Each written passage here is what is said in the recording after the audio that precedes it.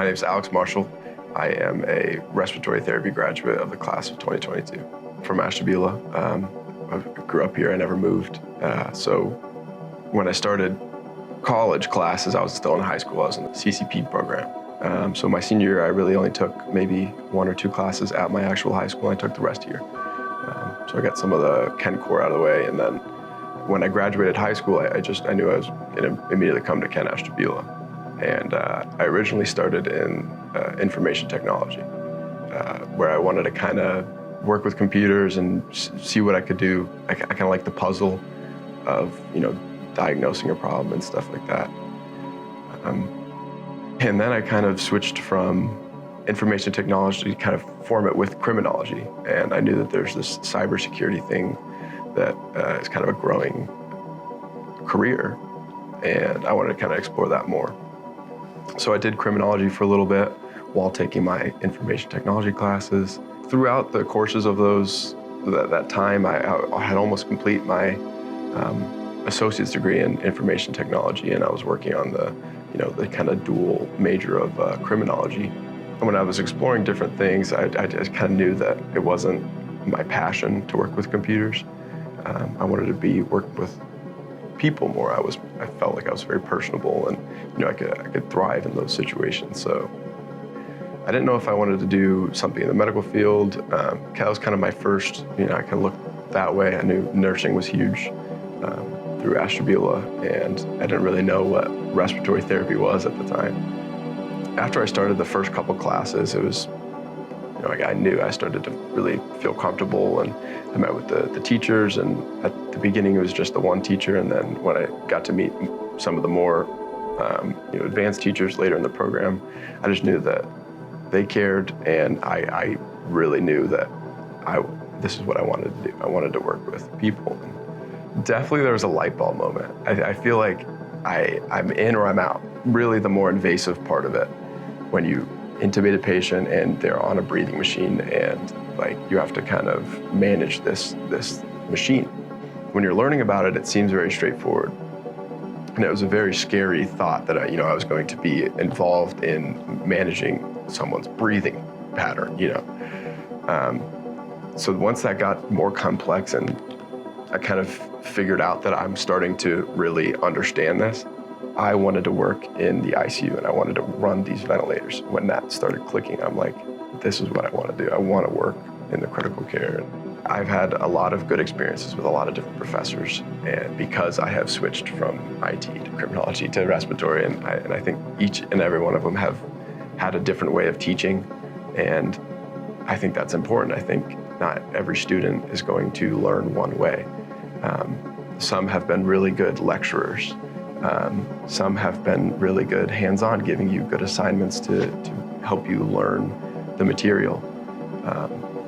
But there's always a change. There's not one way to teach here. So what excites me the most about my future in respiratory therapy is the fact that I will never stop learning. The fact that no matter how long that I'm gonna keep doing this, if I continue doing this for the rest of my life, every single year there's gonna be something new that comes out that I have to learn. And every year there's gonna be a different patient that I've never seen anything like before. And every single day I show up, I don't know what I'm gonna walk into. And I think that challenge and that unknown is exciting to me. I think like I said, stepping into a different challenge and kind of having to think on your feet. You can't really go look into a book and find out how to fix a patient while they're, rapidly declining. So you really have to think on your feet, and I think that challenge is what really excites me. The respiratory therapy program at Kent State Ashtabula has prepared me to think on my feet by, having such good, not only teachers, but resources to teach with. We've gotten donations from hospitals that, stuff that we can reuse. But we always really make the most of what we have. The teachers that we have are lifelong students. They're still learning just as much as we are. The way that they teach you is not as much professing, but they kind of treat you as coworkers. They kind of show you a way that they would do it, but they encourage you to find out your own ways. In this field, there's not one way to do anything. There's always different ways that you can kind of figure out how to treat a patient, how to fix a problem on a ventilator. And I think they really kind of encouraged you to be able to grow in your own knowledge. It's not just black and white, this is what you're going to do every single time. I think that kind of prepares us to be able to think on our own instead of have a set way of thinking, you know, you're going to do this, this, and this if this happens. It's not really like that. I'm going to give you the tools, and you can pick the tool you want out of your toolbox. I'm going to give you a couple different ways to do something, and if this way works for you, it's not going to work for somebody else. If that way doesn't work for you, they have another tool to grab out of that toolbox. I would say to somebody, if they had asked me for advice, I would say that I think you should stay out of your comfort zone.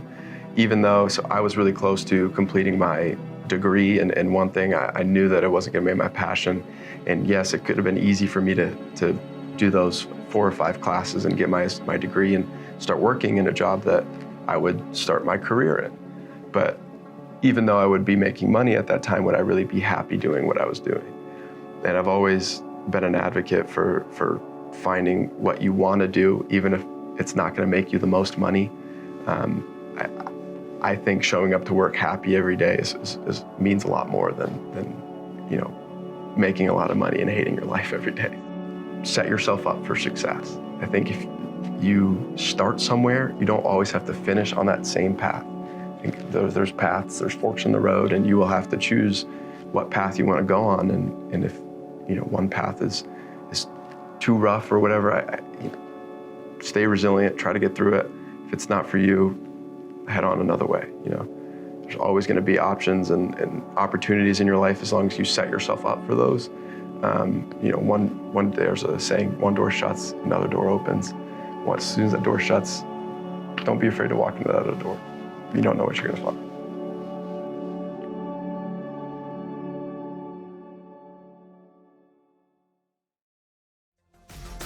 I'm Alex Marshall, and I'm a proud graduate of the Respiratory Therapy Program at Kent State Ashtabula.